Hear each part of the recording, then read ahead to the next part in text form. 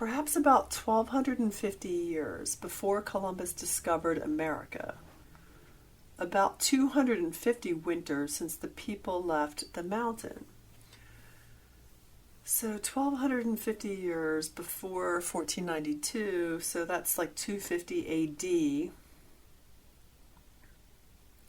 AD. And then 250 years before that would be when the people left the mountain. So that would be at the time of Christ, when Christ is being born, the 0 year. It's the same starting point. The 5 families left the mountain.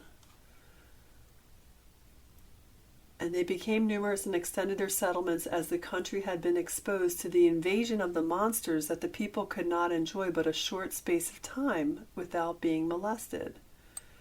And about this time, a powerful tribe of the wilderness called the Stonish Giants, and in their tongue, Atne Yarha, the Stonish Giants, overran the country, and the warriors were immediately collected from several towns, and a severe combat took place. But the warriors were overpowered, and the people fell at the mercy of the invaders. And the people were threatened with destruction, and the country was brought to subjection for many winters. As the people had been reduced so often, they could not increase. The Stonish Giants were so ravenous that they devoured the people of almost every town in the country. But happily the holder of the heavens again visits the people, and he observes that the people were in distressed condition on account of their enemy, the Stonish Giants. With this stratagem, he proceeds to banish their invaders, and he changes himself into a giant and combines the Stonish Giants. He introduces them to take the lead to destroy the people of the country, so a deception. But a day's march they did not reach the fort of Onondaga, where they were intending to invade. And the holder of the heavens, he ordered them to lay in a deep hollow during the night, and they would make attack on the following morning.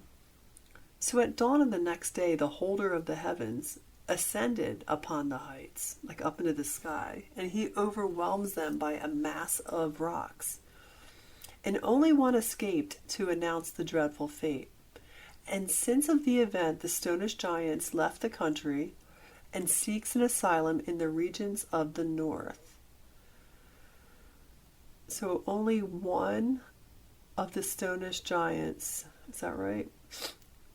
Escaped. Yes, only one escaped the dreadful fate of the massive rocks bombarding them by the holder of heaven. So that could be like, asteroids falling down and hitting them and killing them. And the interesting thing is that whole area, I know I've watched shows on like the History Channel about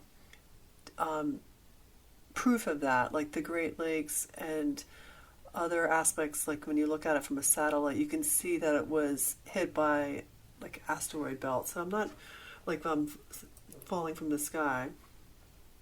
And this is saying around 0 AD, so I'm not sure if it's the same time period, but that's based on David Cusick's estimation here. The families were now preserved from extinction. So there's one that he has 2 footnotes here about the Stonish Giants.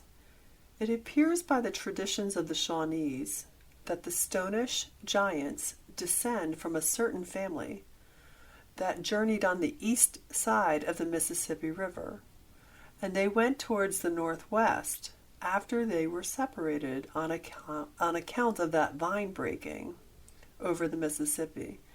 The family was left to seek its habitation, and the rules of humanity were forgotten.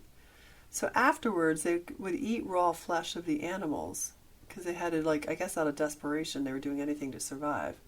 At length, they practiced rolling themselves on the sand, by means their bodies were covered with hard skin. These people became giants and were dreadful invaders of the country. It is said that Sir William Johnson, the superintendent of the Six Nations, had a picture of the giant. probably the English have recorded in the Historian Respecting North America. So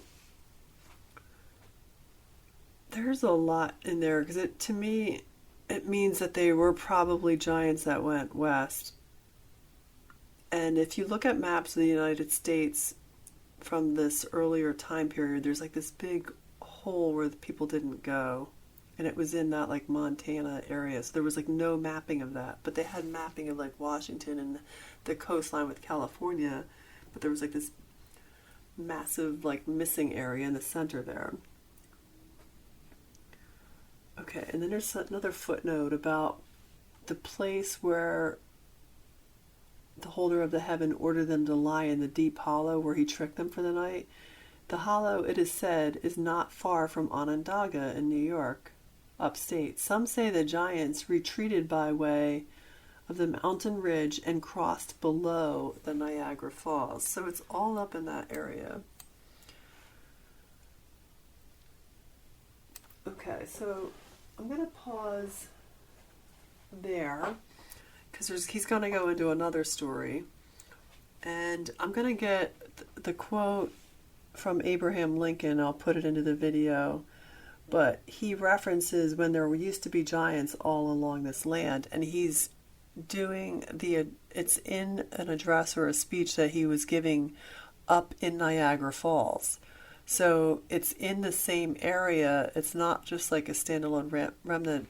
It's tied to the stories of the native people. Very interesting. More to come.